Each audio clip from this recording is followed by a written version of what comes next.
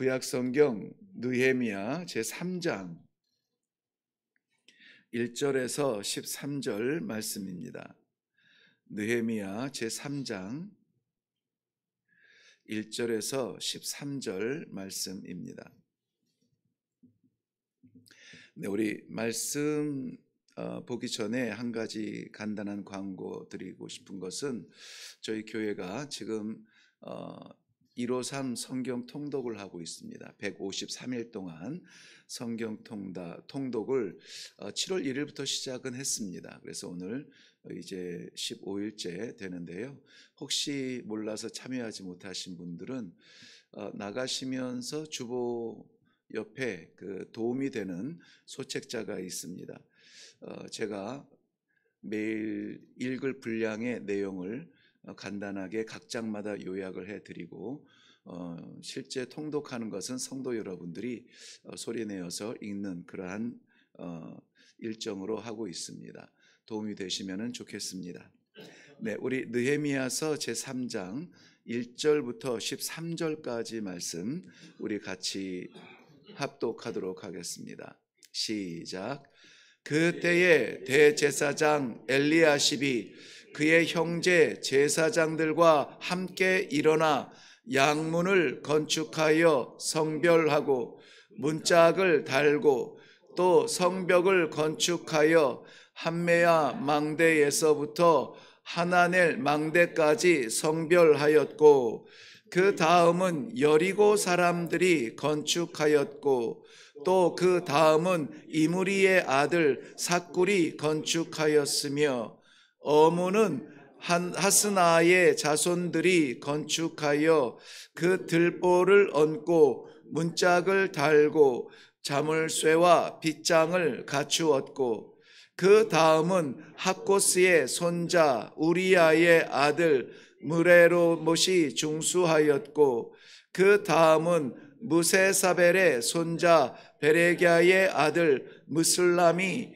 중수하였고 그 다음은 바나의 아들 사독이 중수하였고 그 다음은 드고와의 사람들이 중수하였으나 그 귀족들은 그들의 주인들의 공사를 분담하지 아니하였으며 옛문은 바세아의 아들 요야다와 브소디야의 아들 무슬람이 중수하여 그 들보를 얹고 문짝을 달고 자물쇠와 빗장을 갖추었고 그 다음은 기브온 사람 물라다와 메로노 사람 야돈이 강서쪽 총독의 관할에 속한 기브온 사람들 및 미스바 사람들과 더불어 중수하였고 그 다음은 금장색 할헤야의 아들 우시엘이 중수하였고 그 다음은 향품 장사 하나냐 등이 중수하되 그들이 예루살렘의 넓은 성벽까지 하였고 그 다음은 예루살렘 지방의 절반을 다스리는 후르의 아들 르바야가 중수하였고 그 다음은 하루맘의 아들 여다야가 자기 집과 마주 대한 곳을 중수하였고 그 다음은 하삼느야의 아들 핫투스가 중수하였고 하림의 아들 말기야와 바하모압의 아들 핫숲이 한 부분과 화덕 망대를 중수하였고 그 다음은 예루살렘 지방 절반을 다스리는 할로헤스의 아들 살룸과 그의 딸들이 중수하였고 골짜기 문은 하눈과 사노아 주민이 중수하여 문을 세우며 문짝을 달고 자물쇠와 빗장을 갖추고 또 본문까지 성벽 1000규빗을 중수하였고 아멘. 죄송합니다. 10절 마지막은 본문이 아니라 분문, 똥문이라고 하기도 합니다만은 분문까지 성벽 1000규빗을 중수하였다까지 함께 읽었습니다. 우리 먼저 기도하겠습니다. 아무도 알아주지 않는 무명의 존재들. 그러나 우리 하나님께서는 그 생명책에 기록하시고 오늘도 그 손바닥에 새기셔서 놓을 수 없어서 말씀 앞에 부르신 하나님의 백성들, 이 아침에 아버지의 말씀 받기 위하여 주의 제단에 올라와 있습니다. 세상에서는 무명으로 살지라도 우리 하나님 아버지 앞에는 생명의 이름, 아버지의 성도, 그 뜻을 이루어드리는 부름받은 종으로 이 하루를 살게 하여 주시옵소서. 오늘도 가는 자리마다 하는 일들마다 우리의 본성 본체, 우리가 누구인지 정체성을 잊지 아니하며 거룩한 하나님의 나라 향하여 나아가는 귀한 발자취 걷게 하여 주시옵소서. 이 시간에도 우리 하나님께서 부르신 주의 백성들에게 친히 말씀하여 주실 줄로 믿사옵고 예수님의 이름으로 기도하옵나이다. 아멘. 드디어 예루살렘 성벽 재건이 이루어지고 있습니다. 예루살렘 마지막 멸망 주전 586년에 황폐한 땅으로 완전히 멸망을 해서 예루살렘 성전은 무너지고 성벽 다 허물어지고 성문 다 불타고 포로로 끌려가고, 그저 남은 자들은 끌려갔다 했을 때 이 포로들이 대체로 귀족들과 명망 있는 사람들, 그리고 전망 있는 사람들을 데리고 가서 그 나라에 쓰임 받을 수 있도록 그렇게 데려간 것을 보면 남은 자들이 오히려 좀 제 일을 나타내지 못하는 그러한 자들이 남아 있을 수밖에 없었는데요. 그리고 나서 오늘 이렇게 성벽이 재건, 마지막 성벽이 재건을 이루기까지 약 140년 정도의 시간 동안 남은 자들은 계속해서 고통을 당했고, 그 안에 없는 사람들끼리의 투쟁들과 없는 것들을 서로 빼앗기 위해서 주변의 이방 나라의 침략들이 이루어졌고, 포로가 본향으로 귀환하고 나서도 예루살렘 성전은 건축이 되었으나 성벽은 허물어진 채 남아 있어서 그 틈새로 온전한 제사를 드릴 수 없도록 끊임없는 이러한 핍박과 고난 속에 놓여져 있다 하는 소식을 듣고, 느헤미야는 자기의 자리를 떠나서 이 고향 고국의 이 성벽을 재건하기 위하여 결단을 하게 됩니다. 도착한 후에 100일 만에 완성이 됩니다마는 성벽 재건을 시작하고 나서는 약 52일 정도가 걸렸다는 기적 같은 일입니다.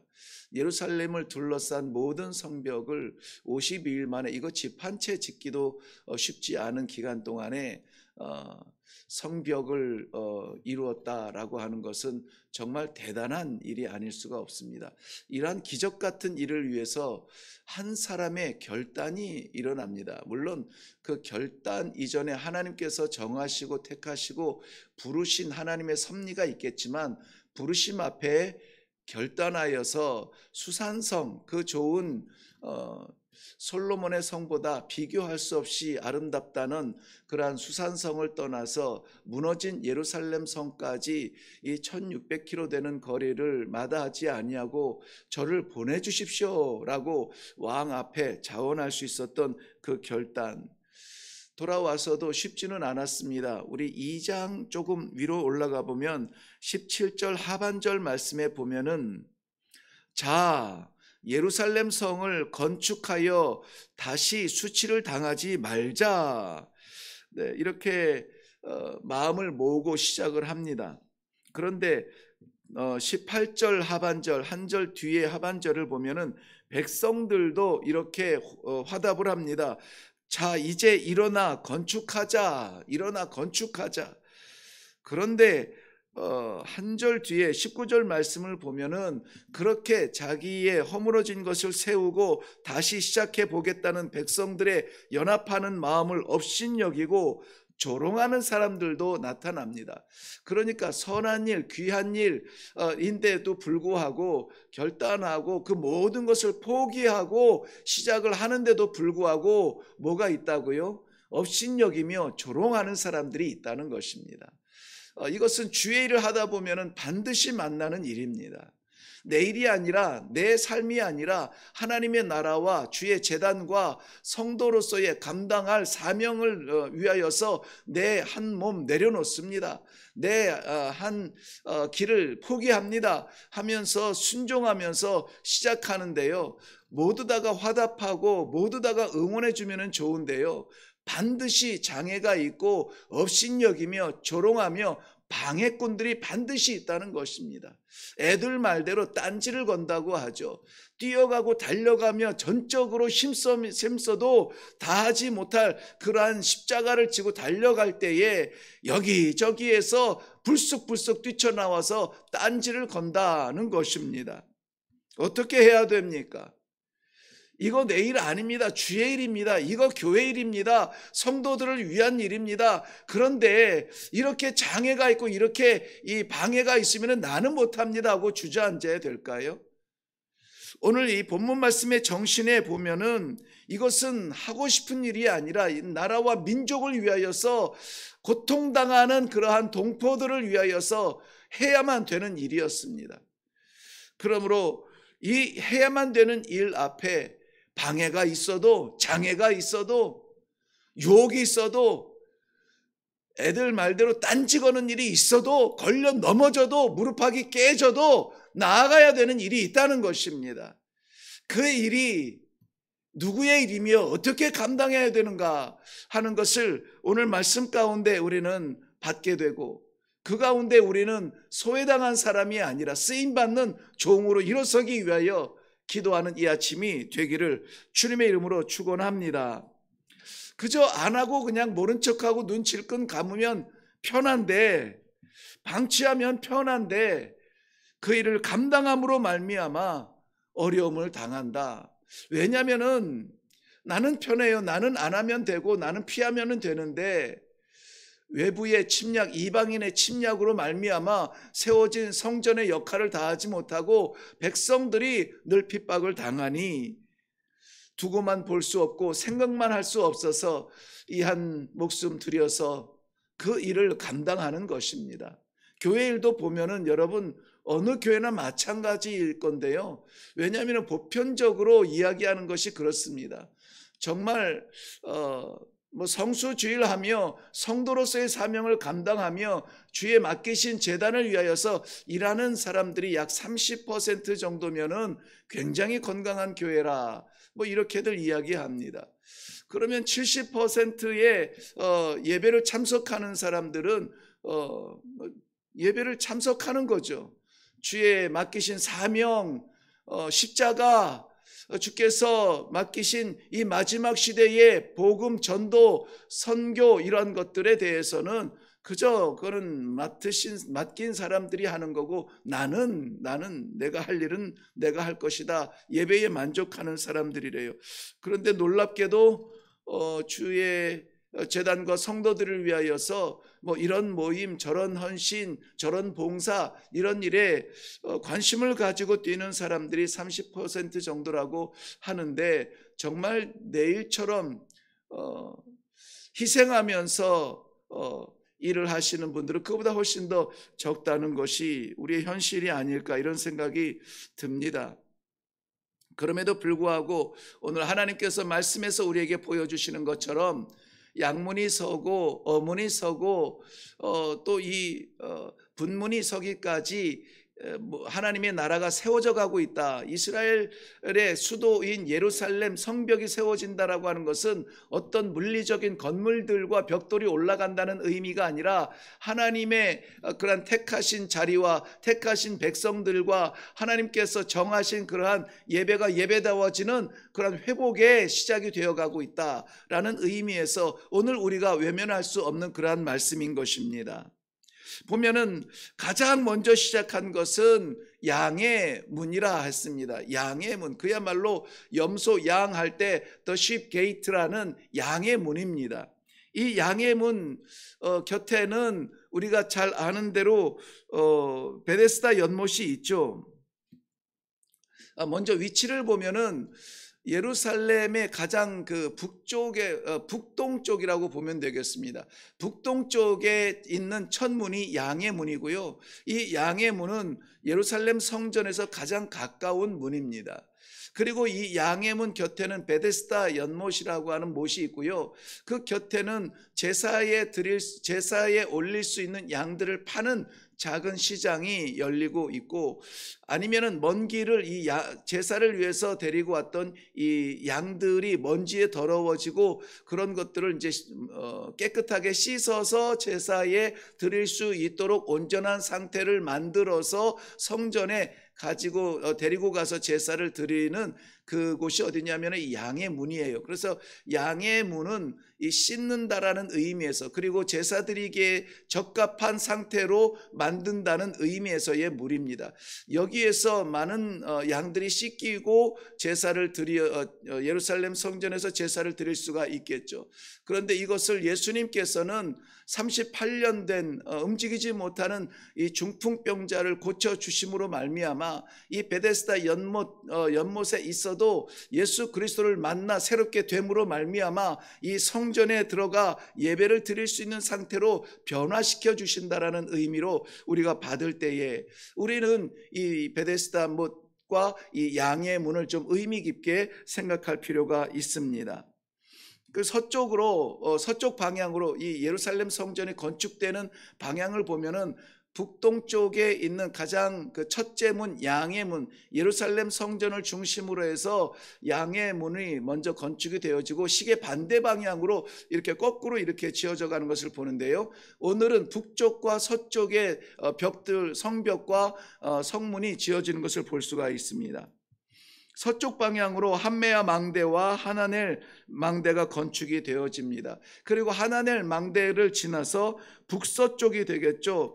북서쪽에 있는 어문이 건축이 되어집니다. 이 어문은 물고기 문이죠. 예, 물고기 문인데 이 문 쪽이 북서쪽이기 때문에 그쪽 방향으로 나가게 되면은 일단은 뭐 지중해도 그쪽 방향으로 나가게 되고 갈릴리도 그쪽 방향으로 올라가게 되고 해서 이 내륙에서 물고기가 귀한 예루살렘 지방으로 아마 그 물고기 장사들이 쉽게 다닐 수 있었던 그런 길이 아니었나 그렇게 생각이 되는데요. 어문이 건축이 됩니다. 그리고 이 북동쪽과 북서쪽의 문과 성벽이 완성이 되어지고, 그 다음에 이제 서쪽으로 내려가면서 길게 내려가면서 6절에 보면은 옛 문이 건축이 되어지고 13절 골짜기 문까지 이어집니다. 저는 미리 말씀드린 것처럼 예루살렘에 있는 어떤 성벽과 어떤 문이 건축되어졌다는 건축물에 대한 관심이 아니라 하나님께서 오늘 저희들에게 주시는 이 말씀을 통하여서 나누고 싶은 말씀은 뭐냐면은 건축물이 아니라 그것을 건축한 사람들의 관심을 갖게 하시는 것입니다. 사람들.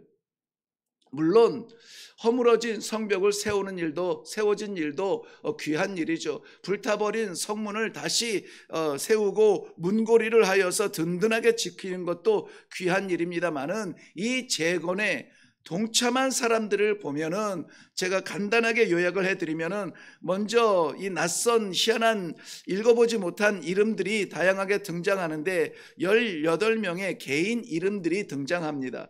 개인들뿐만이 아니라 읽으면서 느끼셨겠지만 여리고 사람들, 드고와 사람들, 기브온 사람들, 미스바 사람들, 들어보지도 못한 산호와 주민들까지 지역을 초월하여서 공동체가 합력한 것을 볼 수가 있습니다.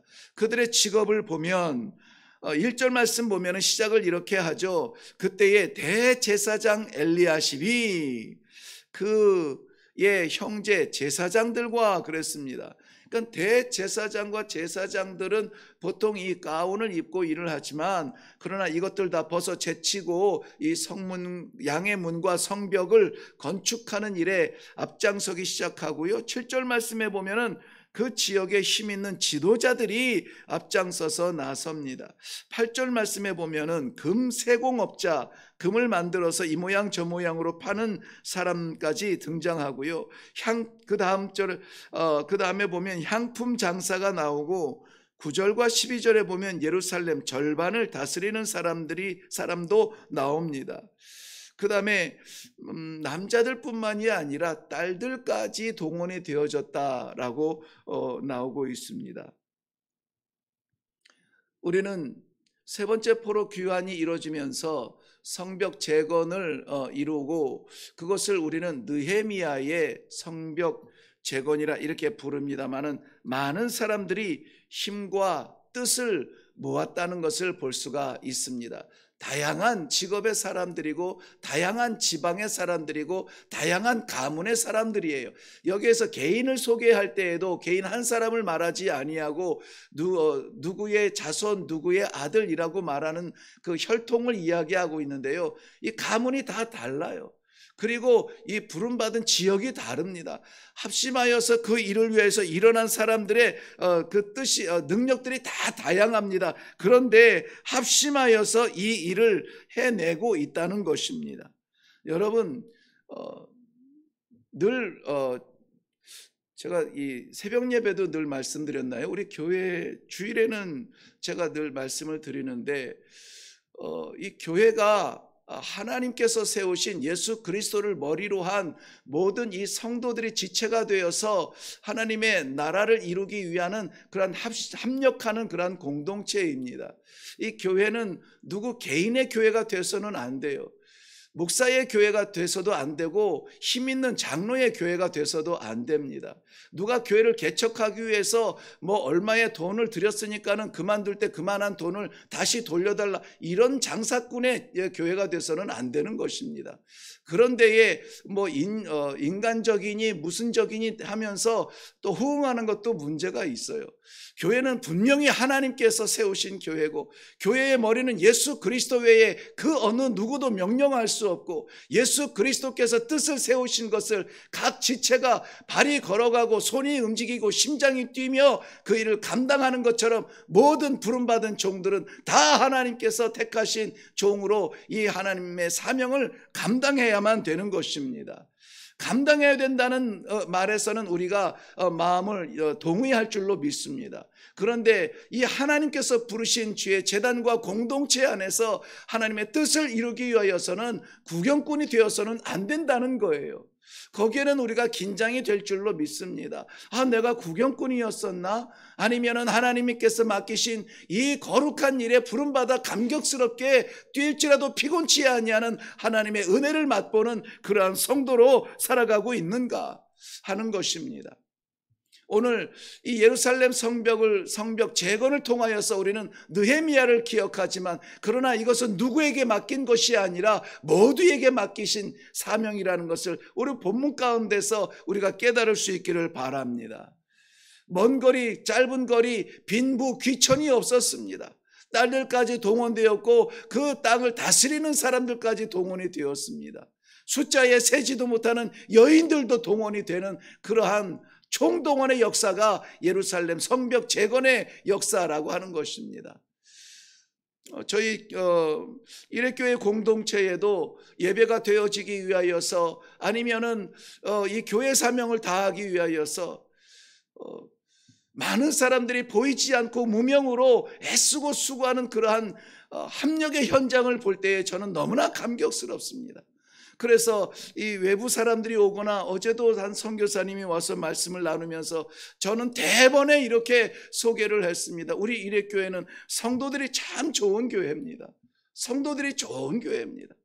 지금도 이 구석 저 구석에서 뛰고 있고 지금도 어르신들 나 나이 많다고 뒷전에 앉아있지 아니하고 젊은이들을 위로하고 격려하며 기도의 자리에서 늘 기도하시는 우리 어르신들이 계십니다.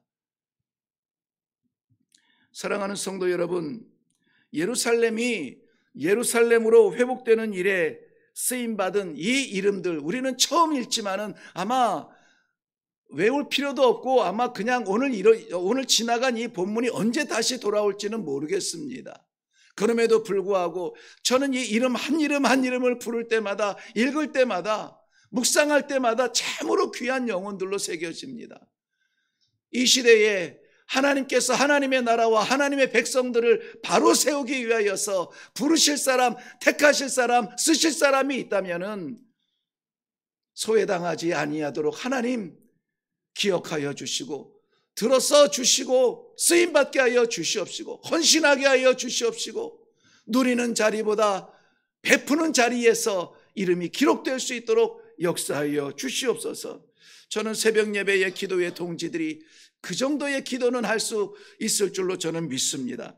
그러므로 이 시대에 하나님의 나라, 하나님 택하신 공동체, 하나님 맡기신 그러한 가정들과 이웃들을 위하여, 회복을 위하여서 쓰임받도록 이 아침에 헌신의 기도가 있기를 바랍니다.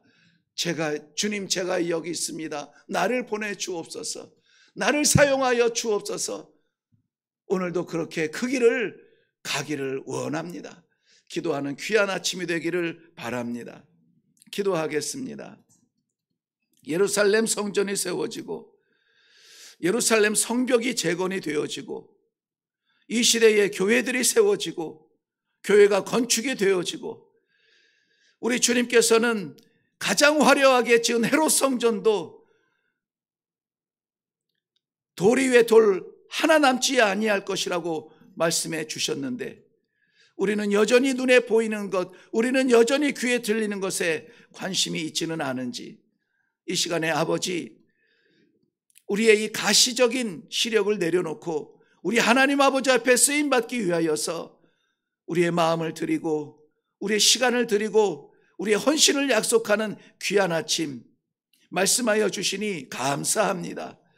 세상에서 무명처럼 아무도 알아주지 못하는, 아니 너 뭐 때문에 도대체 그런 일을 하냐고 조롱하는 사람이 있을지라도 포기하지 아니하고 주의 나라와 주의 백성을 위하여서 헌신하는 주의 백성들 되게 하여 주시옵소서. 그리하여서 우리 하나님 아버지 앞에 섰을 때에 잘했다, 착하고 충성된 종아, 네가 작은 일에 충성하였으니 내가 많은 것으로 큰 것으로 내게 맡기리라. 하나님의 인정받는 이 새벽 제단의 성도들과 주의 제단의 성도들 되게 하여 주시옵소서. 감사드리며 예수님의 이름으로 기도하옵나이다. 아멘. 네, 저는 어제 주일 오후와 저녁 시간에 이 말씀을 묵상하면서 기록된 사람들, 제목도 그랬죠. 함께 일어나 중수한 사람들이라고 했습니다. 그러면서 이 사람 저 사람 새벽 제단에 기도하는 분들 자리, 이런 것들이 자꾸 생각이 나면서 참 감사한 많은 기도가 되어졌습니다. 어제는 그래서 더 평소보다 더 늦게 잠자리에 들을 수밖에 없었는데요, 너무나 참 감사했습니다. 사랑하는 성도 여러분, 하나님께서 오늘 세워야 할 하나님의 나라 주의 백성들, 살려야 될 영혼들이 있거든 쓰임받는 귀한 이름들이 되시기를 바랍니다. 우리 이 시간에 하나님 나를 사용하여 주옵소서. 내 생명, 내 인생 살기도 벅차지만 그러나 오늘은 하나님의 나라를 세우는 일에, 그 작은 벽돌 하나 올리는 일에, 그 성도를 사랑하며 구원하는 일에, 가정을 복음으로 변화시키는 일에, 회복시키는 일에 쓰임받기를 원합니다. 어떻게 할까요, 아버지? 지혜를 주옵소서. 우리 함께 기도하며 내려갈 수 있기를 바랍니다. 우리 다 같이 기도하겠습니다.